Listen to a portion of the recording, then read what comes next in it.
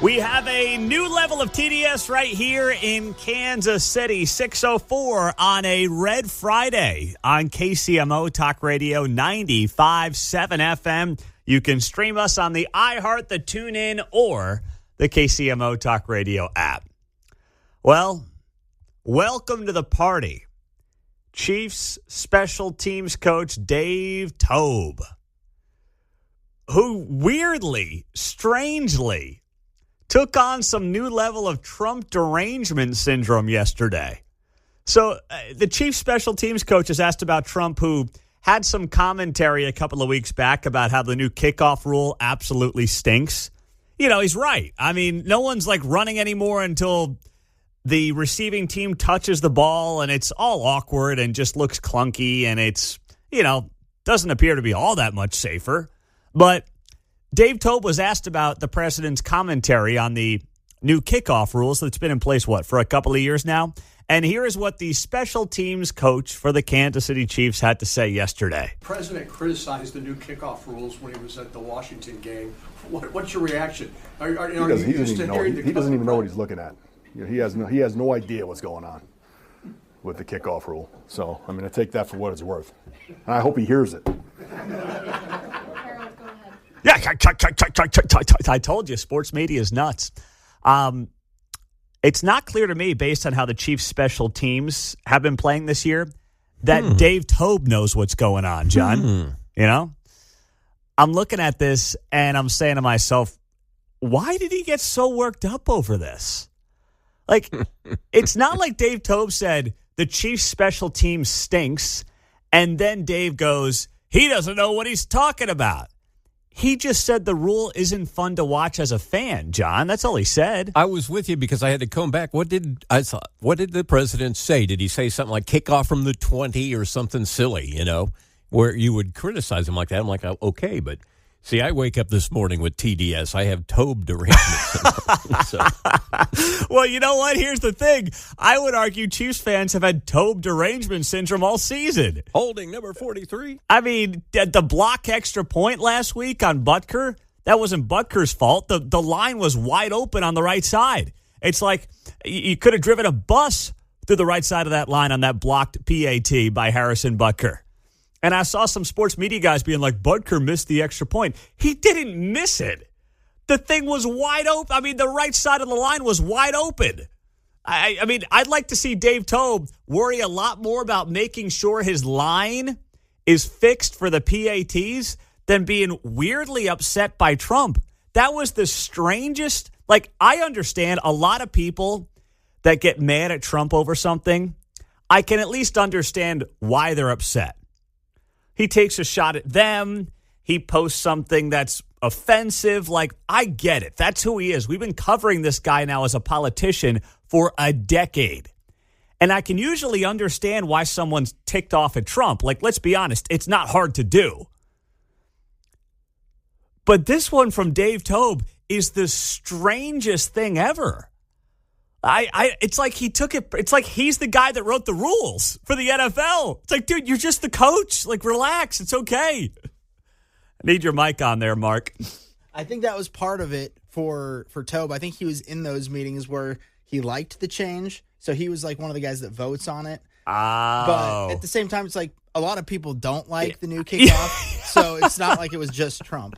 It's like, why is he taking it so personal? And even if he was part of the group that made that decision, he wasn't the guy. The special teams rules they're not the Dave Toub special teams rules in the NFL. It's rules that most people sit there and say they're really not a fan of because there's no action, right? And the NFL, to its credit, knows how to keep the action moving. But man, I was like, this is weird level 9 Trump derangement syndrome from the Chiefs special teams coach when, let's be honest, there's a lot of people in that organization who are big fans of Trump, starting with Clark Hunt at the top and then Gracie Hunt, who came out the other day, his daughter, and is like, yeah, give me the alternative halftime show. I'm in. I think Toub's mad because he actually has to do some extra coaching now because there's more strategy involved in it. There's a landing zone. There's all this other stuff. So, yeah, he's a little annoyed because he has to actually do more work. Oh, maybe that's it. And the guy obviously, has done well over the years, but this Chiefs special teams has not been good this year. Is it fair to say that's the weakest link on this team right now? There's been an issue every game, I would say. Yeah. For sure, if not 2 or 3. Exactly. There has been at least one special teams issue every single game. And Dave Tobe's all pissed off at Trump. I mean, relax, buddy. It's going to be okay. Dennis and Bonner. What's up, Dennis? Hey, Pete. Now, I Googled this. I didn't check the NFL website, and I don't know if you've already said something about it. 27th in the NFL is his special team ranking. In what part of special teams? I just Googled where do the Chiefs rank on special teams in the NFL this season, and it said 27th. Okay. Overall. Well, just another reminder, he should be focused on some other things, right? Amen, brother. Have a good day. You as well. You as well, my man. I was looking at the NFL rankings early this morning for field goals made, special teams scoring, kickoff returns, kickoffs, and I saw the Chiefs as mostly middle of the pack on a lot of those major categories. Punt returns, punting, kickoff returns, kickoffs. But whether it's 27th or middle of the pack, point is they're not really in a position for the special teams coach to take the tough guy approach when it comes to, I'm going to show Trump who's the boss around here. All the guy said was the kickoff rules aren't entertaining. And guess what? Dave, he's right. He's right, Dave. He mentioned that it takes away from the pageantry of the game, and I immediately thought of Chiefs fans know the X Factor. Dante Hall returning. Tamrick Vanover and the Marty Schottenheimer years returning some punts. Bears fans and Devin Hester and the whole deal, right? That's a great point. You lose all that. I mean, that part of the game is now out. And we all understand player safety. Get it. But you can still sit there and say, I don't like it. You've taken, basically the third most important part of the game away from the fans and the players. That's what you've done. And that's just, of all the offensive things that Trump has said, this is the thing that sent Dave Tobe over the edge? Man, that was just, and I love how he said it at the end. I hope he hears me. It's okay. The president criticized the new kickoff rules when he was at the Washington game. What's your reaction? He doesn't even know what he's looking at. He has no idea what's going on with the kickoff rule. So, I mean, I take that for what it's worth. And I hope he hears it. Oh, yeah. Oh, I hope he hears it, Mark. Yeah. But who asked the question? I thought it was kind of a good question, and then he kind of cut the guy off, too. Yeah. Blair Kirchhoff, maybe? The president criticized the new kickoff rules when he I can't tell you I recognize that voice in Kansas City media. Actually, you know who it sounds like? It sounds like the guy at KCTV5. It's been around forever. He's been there. What's his name? He's been there forever over at Channel 5. I'll pull it up here. But, yeah, I mean, I hope he hears that. Trump hears a lot of things. I'm not sure he's going to hear from Dave Tobe today.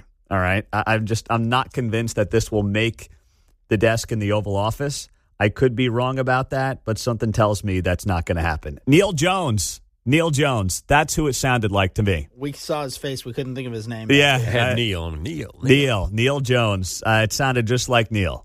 It's a fine question, and obviously it became viral yesterday, so good job by Neil asking the question. And then Dave just going full-blown level 9 TDS was not on my bingo card on that one. It's like, geez, just relax, big guy, relax. It's going to be okay. Coming up, there actually are other people who are really mad at Trump for something that at least there's a little bit of justification for. Not Dave Tobe's nonsense. We'll tell you what that was and the drama that has ensued on a Friday morning coming up next on 95.7 FM KCMO. So Chief Special Teams Coach Dave Tobe has TDS for no reason whatsoever. He's mad that Trump doesn't like the new kickoff rules. That was totally random yesterday. But this at least you can explain. This at least you can understand. But as is always the case, there are two sides to every story. So the president sent Washington, D.C. into a frenzy yesterday when he wrote on his Truth Social, all caps, seditious behavior punishable by death.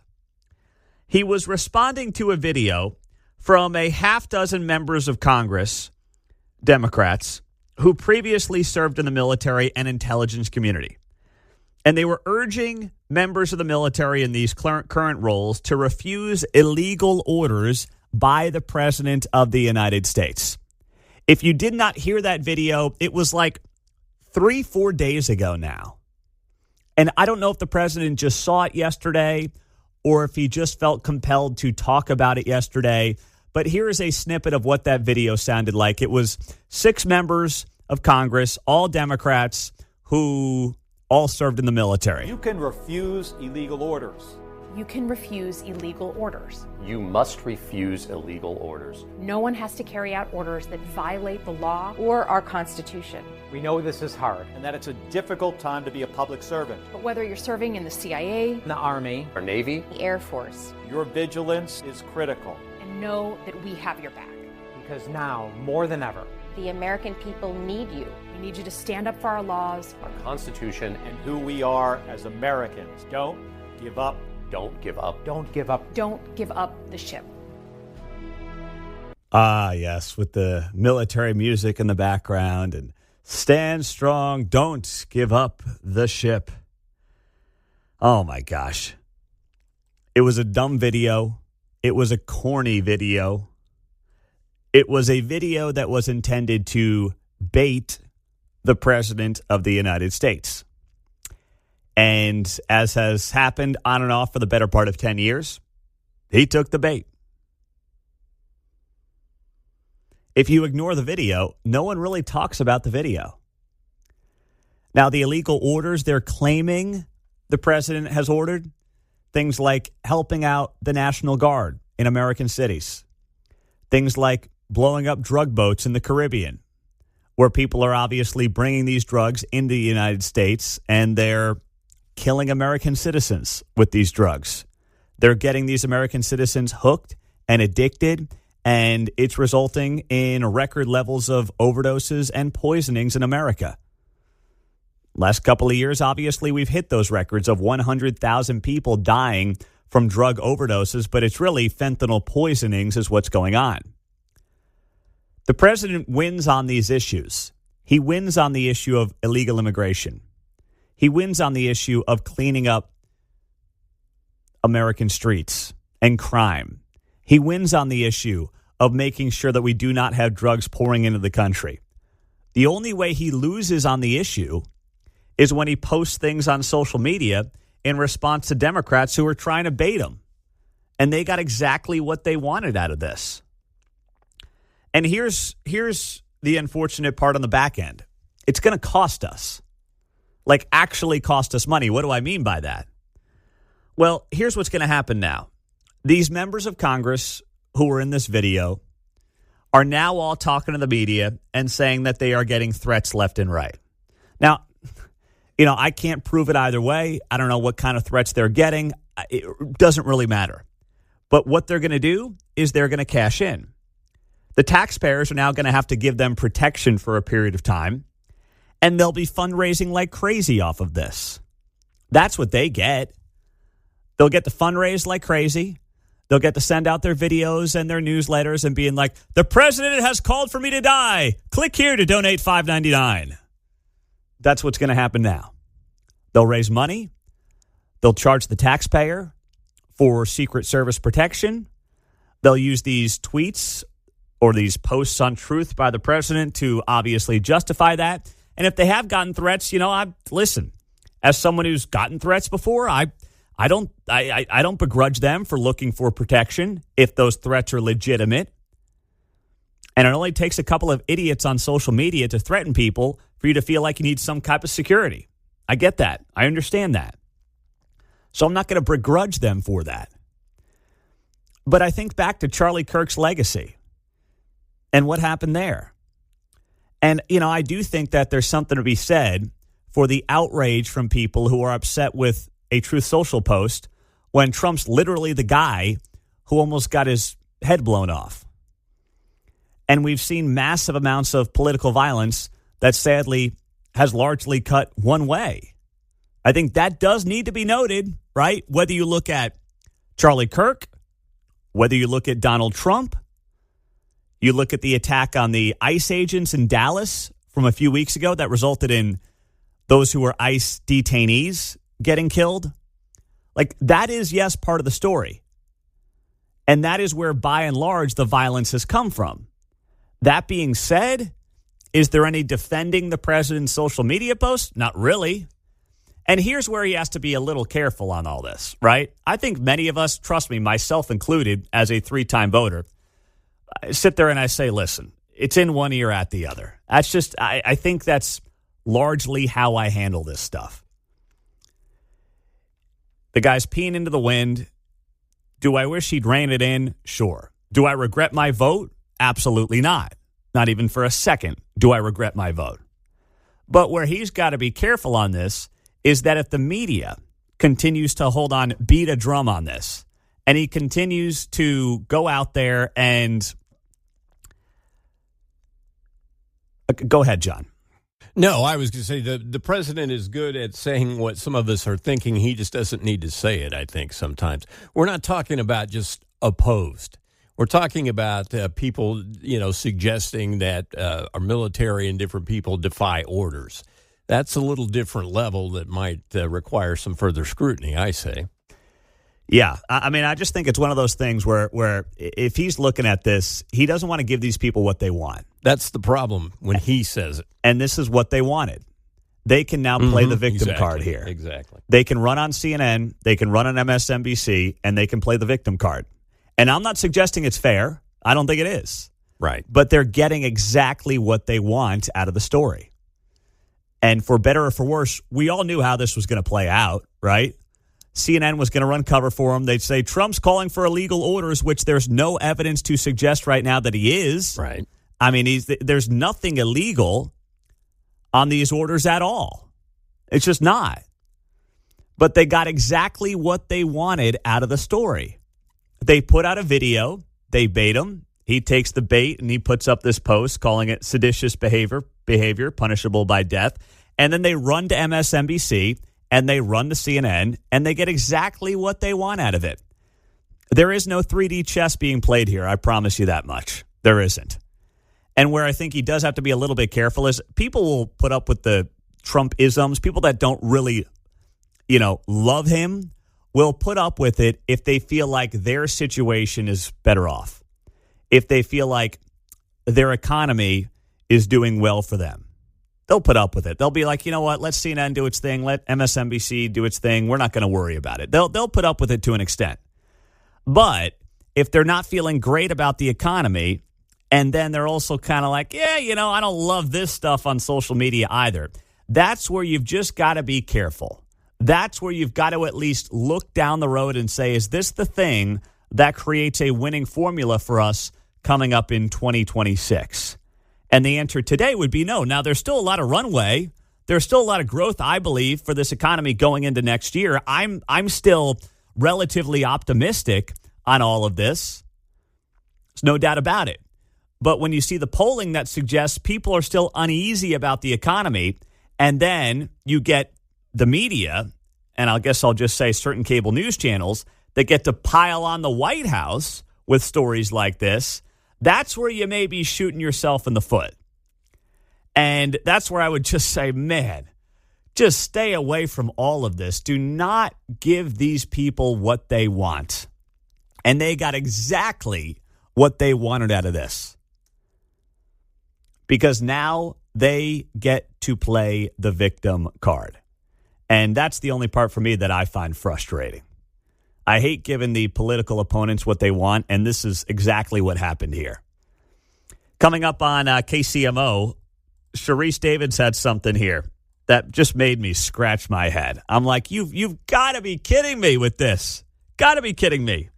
But she can't help herself next. I'm all about looking out for people who have lost their lives. I think that's obviously an important thing to do. But I saw this post yesterday from Kansas Congresswoman Sharice Davids, and I'm like, man, this is really not the point. So Sharice Davids posted this on social media. She writes here, in 2024, at least 32 transgender people were killed in this country, including Kidda B from Kansas City. On Transgender Day of Remembrance and every day, we must commit to ending all hate and violence. Okay, totally. Absolutely. I agree with those sentiments.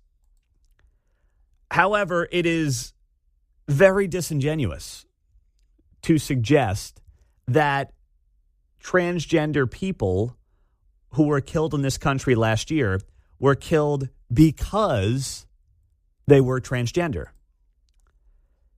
Kidda B, I looked up the story, and I don't remember this story from last year, May of 2024.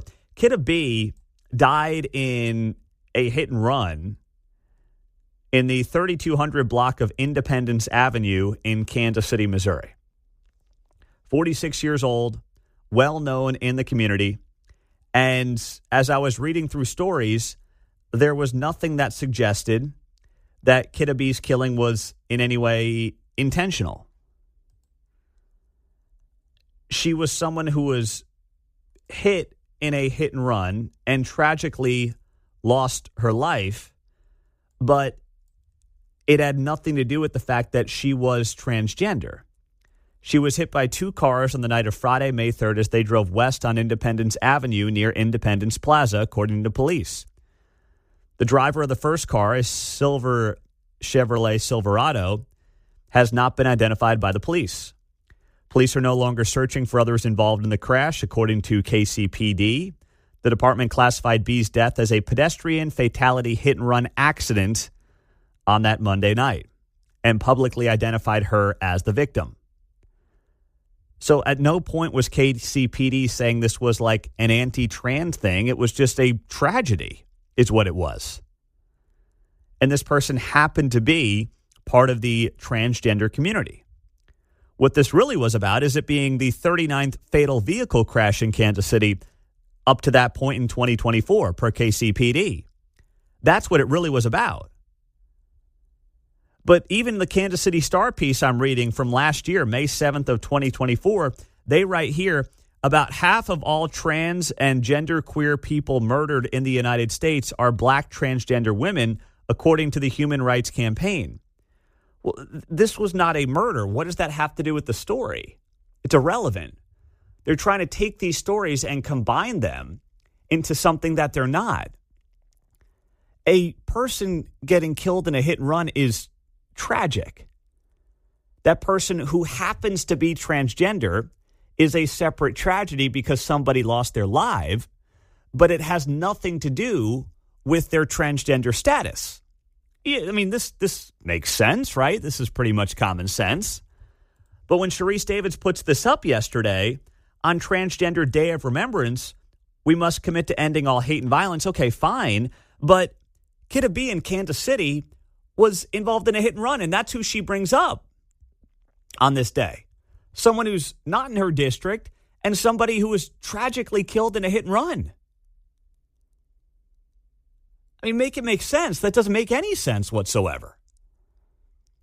But this is how they try to tie all these things together, put a bow on it in a way that doesn't actually make sense, and hope that you just buy it and hope that you just fall for it hook, line, and sinker. Meantime, I mean, you go down a laundry list right now of people who have been tied into major national stories of violence.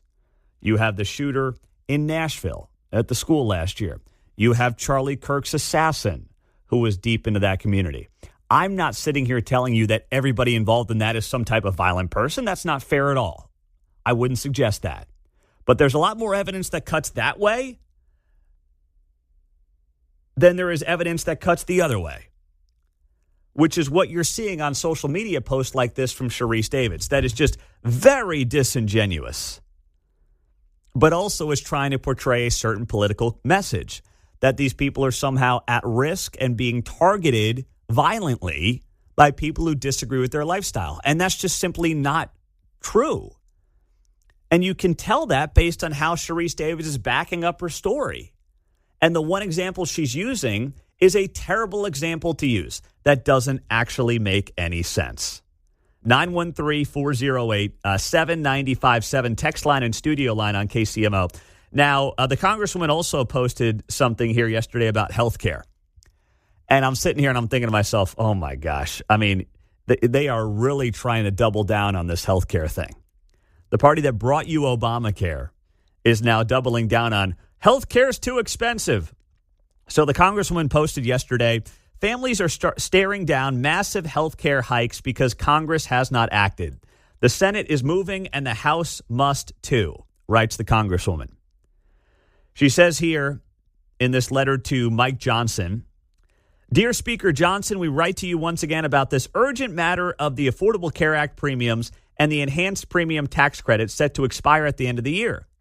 For the past 50 days, you have kept the House out of session while millions of Americans worry over how they'll be able to pay for their health care bills in 2026. The notion that Mike Johnson kept these people out of work, they couldn't go to work, John. Beep, beep, beep, beep, beep. Yeah, BS detector. Oh, man. Yep. Signal the BS detector right there. Thank you very much. She goes here, in voting to reopen the government, writes Congresswoman Davids, Majority Leader John Thune is guaranteed a vote on extending the Affordable Care Act in the Senate. We respectfully demand that you hold the same vote here in the House as soon as possible. Families on both sides of the aisle are counting on us to do something to mitigate rising health care costs. Yeah, and it's not about, with all due respect, Congresswoman, it is not about dumping more taxpayer monies into it. Now, where Republicans have failed massively is they've never had a good answer for health insurance. Never. 15 years of Obamacare. They've never had a good answer for health insurance. But for Sharice Davids to take the approach of, we demand that you allow the Affordable Care Act extensions to continue, save the people. You guys create a problem. It becomes unaffordable because when the government gets involved, it always gets worse and it always gets more expensive. Then you subsidize it. And then when people are like, boy, this system's not working, we shouldn't really subsidize this anymore. You say, you're taking health care away from the American people. You created the mess that we find ourselves in. And I stumbled upon this clip and I shared it yesterday on my X account at Pete Mundo. It is Dave Ramsey, who you hear weeknights at 10 p.m. on KCMO Talk Radio, talking about the increasing costs of Obamacare. And this goes back to 2016, almost 10 years ago. Dave Ramsey said this on his show. To say that Obamacare is an unmitigated economic disaster is an understatement. When the cost to cover someone, a group of people, goes up, that insurance companies have two choices. One, go out of business. Two, raise their prices. The people that put Obamacare together either had one of two agendas. Either they were absolute economic morons, or they fully intended to destroy the health insurance industry and completely put them out of business so that the government would be the only provider of health insurance. Let me explain to you what's happening, okay? We told you that because of Obamacare, that health insurance rates were going to go through the roof. First piece of data I got was from my state, and my state's just indicative of the other states. Obamacare has cost my tiny little company millions, with an S, of dollars already in increased health care cost. Now, when a little company like mine that has 600 team members is cost millions of dollars, there's a real simple effect to that. That's money I don't have to hire people with because it's going to stupidity. And so you want to slow down job growth. You know, you suck money out of the economy with a vacuum cleaner called socialism on some kind of trash like this. But now get ready. It's not over. Blue Cross Blue Shield in the state of Tennessee is the largest insurer. And they are announcing today a 62% increase in premiums for next year. If your blue jeans, if a gallon of milk, a gallon of gas all went up 62%, you people would be storming Washington with pitchforks and torches. But you know what Americans are going to do? They're going to stand back and look at this and yawn because it's coming through their companies and they get the bill and they're just like, oh my God, my health insurance went up. What am I going to do? I can't afford my health insurance. And it's all because of Obamacare. It's because socialism does not work. Dave Ramsey, 10 years ago, talking about this topic. And here we are 10 years later, still dealing with the mess. And you have Sharice Davids here in Kansas demanding that Speaker Mike Johnson have a vote on extending the taxpayer-subsidized disaster that has become and was always going to be Obamacare. John in Grain Valley. What's up, John? Good morning, Pete. On this wet Friday, since I'm in a bad mood, allow me to vent for a few minutes. Sharice Davis and all the other ones just like her rely on their undereducated, uneducated, 30-second TikTok brain voter base to say, wow, yeah, you're right. They can't do research. They won't do research. She can't. She won't. They knew this was a mess. They never fixed it. They had opportunities. Everyone told them this was going to happen. It's the same thing that's going on in a lot of these cities when we had the finger quote undocumented workers. When they start arriving in your city, rents go up. Why is that? Because you just dropped 20,000 people into a city that only has room for 10,000. And oh, by the way, when the government comes in and says, gee, no worries, we'll pick up the slack. And then the owners go, wait a minute, you mean you're going to pay the difference? It was the same thing with the diabetes medication. The companies still charge $600 a shot or whatever it was, but they only charged the consumer $200 and paid the $400 to the company. So then the company said, well, that's now an $800 shot. And they said, oh, okay, no problem. You don't have to pay. You're still paying $200. Yeah. We'll just pay these companies $6. So every time you transfer a cost over to somebody else, that's like someone picking up the bar tab. You go, oh, wow, if I'd known that, I would have drank in a good Sam Adams as opposed to Bud Light. It's the same difference. And eventually, like Margaret Thatcher said, you're going to run out of people's money. We're $38 trillion in debt, approaching $40 trillion. We don't have the money. And until people start waking up and understanding that all these economic dots are connected, do a little research. Matter of fact, let's try this. Ask the question, why is that? What is that? What does that mean? In other words, invert back to that wonderful 5-year-old self that you had when you asked mom and dad, why is that? What does that mean? Thank you, John. Thank you. I got to rate you. I know you're on a roll, man. You're on a roll. But if you talk any longer, I'm going to have to put your name on the show. All right? It's going to be the Pete and John in Grain Valley show.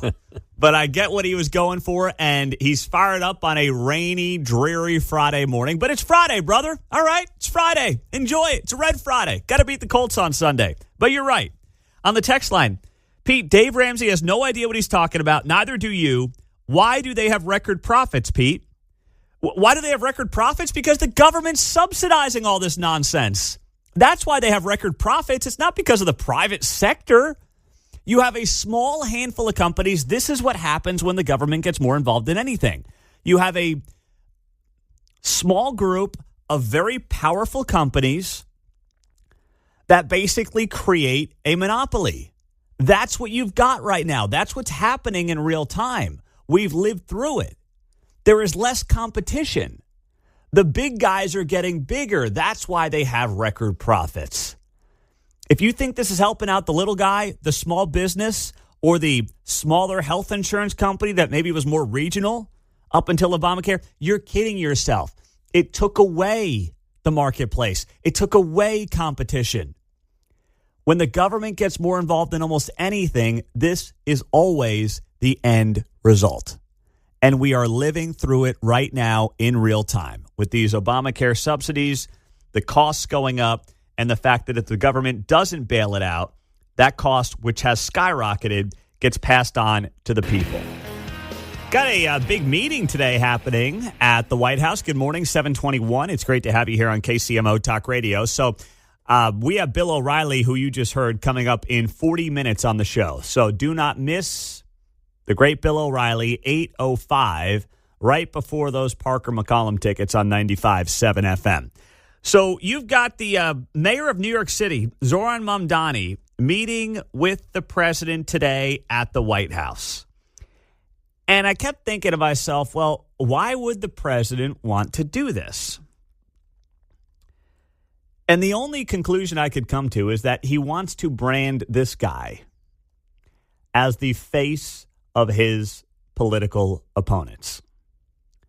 He wants to make the communist mayor of New York City, or socialist mayor, whatever he wants to call himself, he wants to make this guy the face of his political opponents going into next year. It's a smart move. Now, I'm not sure it's going to work because as much as Fox News is obsessed with New York City because, you know, they're based out of New York City, I don't believe that swing voters in Kansas or Missouri or Ohio or anywhere else in the country are really going to look at the 2026 midterms as Trump versus Mamdani. I don't think that's going to work the way they think it's going to work. I understand why they're doing it, but I don't think it's going to work the way they think it's going to work. But this is smart optics for Trump. He's going to sit there with this guy. Now, I don't know if he's going to beat up Mamdani. I don't know how this is going to work.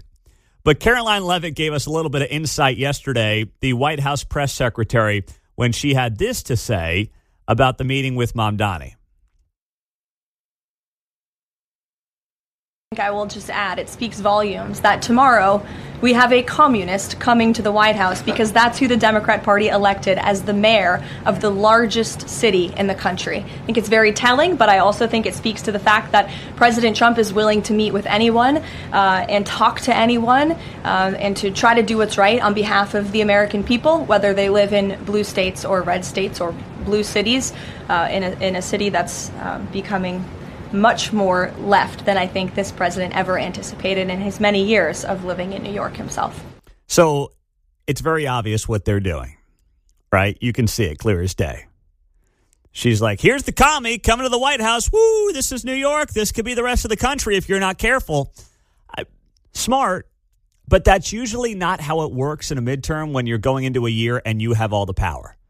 People aren't really thinking, well, I don't know if I trust the other guy or other gal. They're just thinking, I don't like necessarily what's going on right now. And that's typically how people vote in these things. But it makes sense for them to do it. Now, Mayor Lucas was on the show yesterday. I asked him about the Mamdani visit. Remember, 2 weeks ago, he told me he's a Mamdani guy. He said it right here on the show. I mean, he said a lot over 5+ years on the show. And that made my jaw hit the floor. So I asked him, hey, your boy's going to the White House. Why don't you tag along? He's going to the White House on Friday. So you can try to, hook yourself up with your buddy there in New York and maybe get an invite. Talk about it, right? I try to be nice and all that sort of stuff. Never get there. Mamdani can protest, do everything else. He's there before he's sworn in. But that's all right. But look, and here's the thing. New York bias. It's New York bias. Yes, total New York bias. We make comparisons to Kansas City, and I tell people when President Trump is talking about American cities, he's thinking about the American city he grew up in and others where he's invested in. He may not be thinking about our city.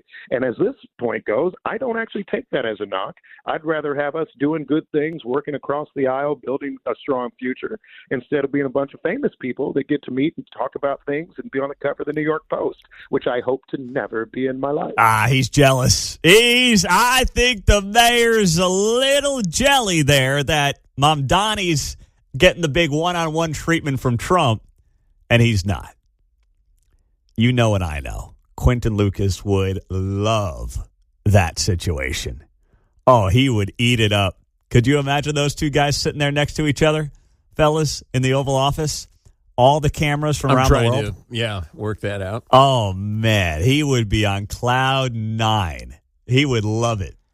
Bring in some cheeseburgers, French fries. They'd be having fun. Oh, my gosh.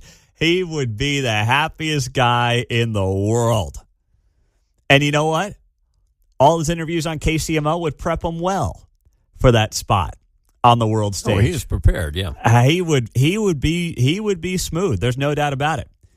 Now, speaking of smooth and Mamdani and what he's got going on today at the White House, he was interviewed yesterday about the free buses he wants to bring to New York City, which, of course, we have here in Kansas City. And listen to this guy's answer. I mean, it is right out of the playbook of somebody who's never actually done anything for a living. You're talking about fast and free buses and you're meeting with the governor. I've heard you talk about many times that you don't want to take money away from the MTA. You want to put money back in. It's something that she agrees with, right? We don't want to take away money from the MTA. How are you getting that money, the $700 million to make the buses free, into the MTA if she's not for raising taxes? I think that the two clearest ways to raise that money is through the raising of the state's corporate tax to match that of New Jersey. I think that a lot of this is still a case to be made, whether it's the corporate tax or whether it's the personal income tax on those who make more than $1 million a year or more. I think that these are the clearest ways. I've also said that if there are other ways to raise this funding, the most important fact is that we fund it, not the question of how we do it, but that we do it. Hey, who cares where the money's coming from or if we even have the money? We just got to do it. We'll worry about that, figuring out the money side later. I think I'm going to do that when I get home today. I'm going to say, Kate, we need a new 70-inch TV, okay? We got a big game this weekend. Got a lot of college football next week. Michigan, Ohio State on Black Friday. Then the college football playoff. We just got to buy the 70-inch TV. Honey, I don't know if it's in the budget. Don't worry about that. We'll figure that out later, okay? We just got to get the 70-inch TV and worry about how we buy it later on, John. That's how it goes. Well, isn't that the mindset of America right there all summed up? Yeah, it is. You're right. Unfortunately, that's why that appeals. Yes. Give people their free stuff now. Figure out how to pay for it later. Bill O'Reilly, 10 minutes away. Do not miss it. Probably his last appearance here on KCMO of 2025. We'll give Bill a break during the holidays. So don't miss that. Just over 10 minutes away on 95.7 FM, KCMO Talk Radio. And Bobby Joe Reed will be here at 9 as our feature Friday guest, the founder of Healing House here in Kansas City. So Steve Moore, our buddy, former economist under the president during his first term in office. He was on Fox Business this morning. And I love Steve. We have great back and forths on this show. He's a smart economist. He's a guy who gets it. I think he should be more involved in this administration. But he said something moments ago on Fox Business that he completely missed the mark on. Here's what Steve Moore had to say. Final point, if I may, about the employment situation. The people who are least optimistic about the economy right now, Maria, are young people, the 18 to 30-year-olds. And I've been scratching my head wondering, well, why is that? And one reason is that these kids are graduating. I call them the snowflake generation. They're graduating from college, and they have degrees in political science and sociology and psychiatry, ethnic studies. That employers don't want that. They don't care. They want people who know how to do things. It's a real negative mark against our universities that they're turning out kids who are not ready for this new economy. I love Steve. That is the most ridiculous thing he's ever said. Do not be the boomer on the high horse who's made it and be like, these kids, they don't know what they're doing. They're just lazy because they got crappy degrees. Now, there is a percentage of them that is true. Absolutely. There is a percentage of young people that is absolutely true with. But young men in particular didn't start shifting dramatically to the right and then start saying, I don't know if this is the right way because they realize they have a gender studies degree. That's not who we're talking about here. Okay? And, when Steve Moore, and he was on the show a week ago, and he kind of made a similar point where he's like, well, you think interest rates are high now. You should have seen them back in 1980, 15, 16, 17%. Okay, yeah, you know what else was the case in 1980? A median income family could afford a median priced home because the home price to income ratio was 3.0. Today, the median income home price to income ratio is double that at 6.0. So it costs the median family 6 times their annual salary to afford an average home in America today. That number was half of that 45 years ago. If Republicans are going to go into the midterms and be like, yeah, the people that don't like the economy are just blue-haired gender studies freaks, they're going to get their clocks cleaned. They are going to get smoked. There is a small percentage of people. You're never going to win over the gender studies blue-haired crowd, so don't worry about them. But there are serious people with serious jobs who are 25, 30, 35, who are doing good work, who are productive members in the economy, and they feel like they will never be able to live the life their parents lived. That is a legitimate concern. And to poo-poo it, as Steve Moore just did, is a massive political miscalculation and will get my preferred party and his preferred party slaughtered coming up next year if that's the approach they take. I love you, Steve, but that is a bad, bad job this morning on Fox Business. Yesterday, Sean Duffy, the transportation secretary, I think made a huge mistake when he came out and he said, you know what we've got to do? We've got to have people who are going on airplanes and are dressed a little better. Don't wear your pajamas on the airplane, said Sean Duffy. Might have seen that on social media. We talked about it towards the end of the show yesterday. And I'm like, bro, make sure I'm not sitting on the tarmac for 2 hours in one of these tiny seats where my butt hurts after 5 minutes. And maybe I'll start dressing a little nicer on the airplane. But until I'm guaranteed to have a smooth flying process, which doesn't happen in America anymore, why don't you worry about the things you can control, not my wardrobe? Why don't you worry about making sure that the airlines are getting off on time, that, you know, we don't have airplanes blowing up in the sky, colliding, coming out of Wichita? Why don't you make sure you're focused on that? And I'm not blaming him for any of that. I'm just saying that's where your priorities need to be, not on what I'm dressed in to go to the airport. Societal issue, right? Got nothing to do with going to the airport. People dress the way they dress. Yeah, and yes, could people dress nicer in general? Sure, absolutely. Is there respect that comes with a better wardrobe? No doubt about it. But they have made, not they as in Sean Duffy, but the airlines and yes, the FAA have made flying so unpleasant that being comfortable is like top of my list when I go to the airport, John. You make every seat a first-class size seat. Yeah. Then we'll talk. Well, and you know what? Right. These days, the first-class seats, that's the size of coach like 30 years ago, man. How about that? You know, it's like, it's just, I look at the first-class seats, and I'm like, yeah, I'm pretty sure when I was a kid in the 90s, that's the size of the seats going back 30 years. And then they continue to shrink coach. And it's like, let's make sure people are dressing up. Sean, please don't tell me how to dress on the airplane, okay?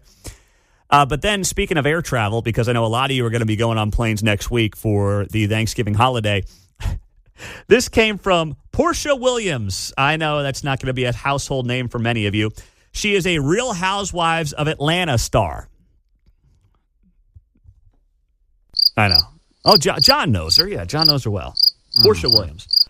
So she got interviewed yesterday by TMZ and went viral because she was very upset that when she got on the plane, she started scrolling through her phone, and her phone had the volume turned up. So every reel she's seeing on Instagram or TikTok or whatever is being heard by people around her. And she was upset that somebody told her to basically turn her phone off. Now, I love this because I believe that playing sound on your device with no headphones on a flight should be illegal. If I could be president for one day, along with tort reform, which I know O'Reilly says is a state issue, but if I had my magic wand, along with tort reform, the other thing I'd be doing is making it illegal, punishable with jail time, if you use your device on an airplane with no headphones. Here was Portia Williams explaining this yesterday to TMZ. The lady who was sitting next to me, I was on my phone, and the volume was up on the phone. And she turned to me out of nowhere, and she said, "So you're going to make me listen to that the whole flight?" And I said, "Well, do you want to?" And she said, "No." And I said, "So you listen to what? Am I going to make her listen to my phone?" Oh, okay. Yeah. So I said, "This is before we took off." Yes, even before we took off. So she was like, are you going to make me listen to that the whole time? And I said, "Well, do you want to?" And she said, "No." And I said, "Well, it was a nicer way to say that." And she said, "Bitch, you don't tell me bitch." And I was like, Are you okay? I'm okay. I'm okay. I'm just telling him what happened. You were using your phone. It was loud. Yes. And she complained about the loud. She asked me, "Thank you so much." Okay. Classy. No. No, you don't get to play the victim when you're the one who is playing your phone on an airplane, John. I like to play the game when you hear these clips of how fast do you lose me? This woman turned to me out of nowhere. What? Yeah. She's right next to you. Yeah. Out of nowhere. Out of nowhere because you're playing whatever on your phone. Yep, she lost me there. Yeah. On the text line, Pete, I could understand if the flight had taken off, but folks were still boarding. It's not like it was a moment of silence. The entitlement is crazy. And if Karen had such an issue, she should have reported Portia to the stewardess. No, it's a Karen move to report to the stewardess. That's a Karen move. Then simply asking the person to turn their phone down as you're sitting there on the airplane waiting to take off. Everybody's uncomfortable. No one's really all that happy to be there. And then I got to listen to your TikTok reels as I'm sitting there waiting to take off, already uncomfortable. No. And if you, stewardess, by the way, you can't report anything to the stewardess if this is going on while people are boarding the plane. I was going to say they're occupied. Yeah, they've got a few things going on. So I had zero sympathy for this lady from the Real Housewives of Atlanta, and I don't think she really got the sympathy she was looking for in all this. No, but to the point there that started, are you going to make me listen to it? Okay, that was a little snarky on your part there, Fine. Mom. So, right, you can do a little better, but I probably would have been the same results, what I'm going to guess. Yeah, right. Yeah, I think so too. Right. No matter what, this Portia would have made herself a victim here, right? She would have made herself a victim. Now, speaking of people making themselves victims, how about Dave Tobe yesterday?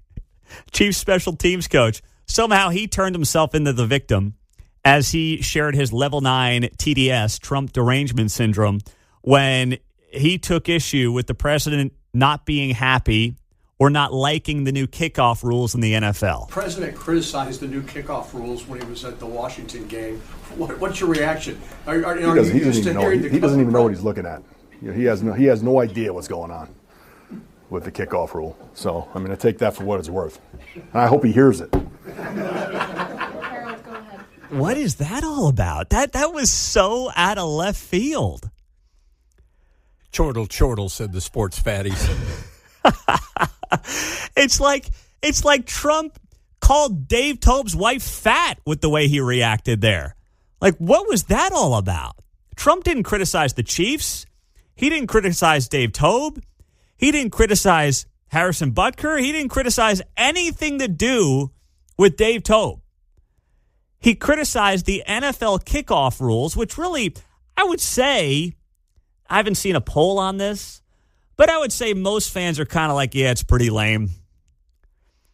I'm not even mad at Dave Tobe. I'm just trying to figure out why he had such a visceral reaction to Trump being like, yeah, I'm not a fan of the kickoff rules.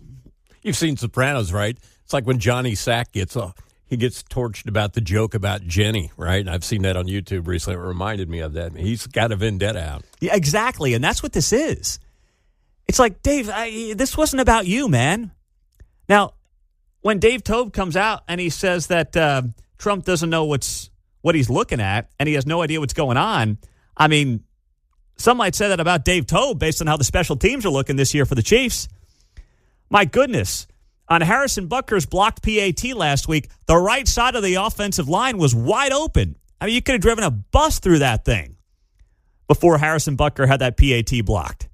They've had kickoffs out of bounds. I mean, Dave Tobe's got to worry about his own special teams before he gets all worked up about what Trump's commenting regarding special teams play in the NFL on a whole.